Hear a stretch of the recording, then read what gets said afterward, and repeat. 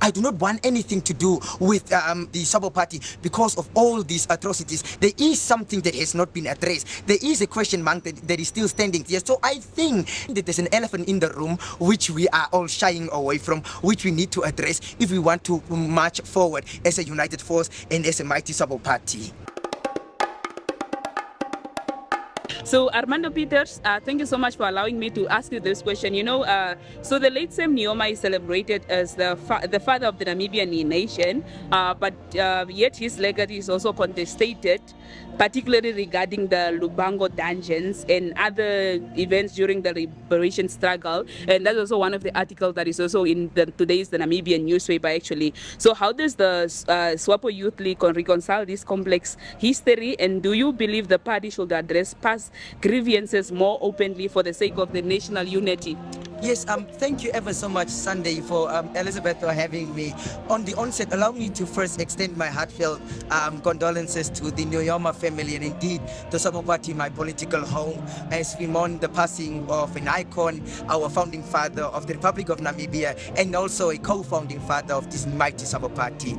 To answer your question, Sunday, I should say that on Saturday or Sunday, if I'm not mistaken, Comrade Netumbo Nandi-Ndaitwah, the SWAPO party presidential candidate-elect to become the president on the 21st of March, was talking about the need for us in the SWAPO party to, harness the spirit of harmony amongst us. So I do not want to again speak for past atrocities. I'm not in the position to speak about what happened in the past, but I can speak about the future. And I say that, Sunday, this is why there's a huge need for us as Namibia to adopt a policy of deliberate national reconciliation. When I say deliberate national reconciliation, we can benchmark from South Africa, which had a reconciliation commission which was established, where everyone went and laid down all what they had done wrong prior to independence, and they were forgiven, and that created a space where people could see each other as a united force and see each other as one South Africa. Now, however, in Namibia, in the absence of a policy of national reconciliation which focuses on healing from the wounds of the past, we will forever be going back to the Lubango dungeons, to all the atrocities that happened in the past. Yes, I said earlier on, I cannot speak about the Lubango dungeons because I was not there. But however, I can speak about the future. What I can say is, Sunday, that if we as a SWAPO party and if we as a Namibian nation want to go ahead as a united force, as a collective, then we unfortunately need to address the matters that happened in the past. All our founding fathers that are still alive today need to come to the fore and clear the air so that we as young people know going forward how we can move.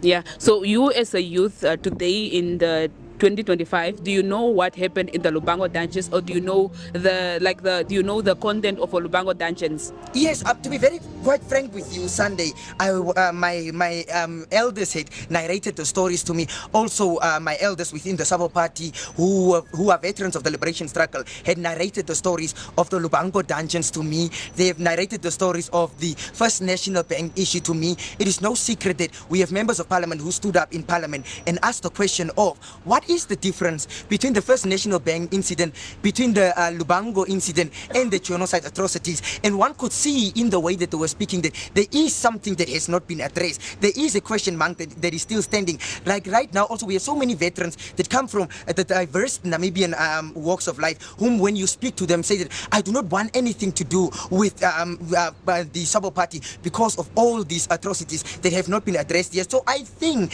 I do not want to confirm neither deny, but I think that there's an elephant in the room which we are all shying away from, which we need to address if we want to march forward as a united force and as a mighty SWAPO party. All right, thank you so much, Armando. I think that's all, unless you have anything else. No, and I think that we need to take note from the passing of His Excellency, the founding father, to say that now we have much reason as a Namibian nation to stand together and to defend our democracy, ignoring everything that happened in the past, but marching and forging forward, because the founding fathers are going to sleep. But onus is on us as those that are still around to ensure that there's economic emancipation, economic freedom, equal distribution of resources, and socio-economic progression in the country. So that is the agenda that we as young people now need to forge ahead to, but also not forgetting the imperative role and the crucial role that the policy of national reconciliation would play to addressing the atrocities of the past.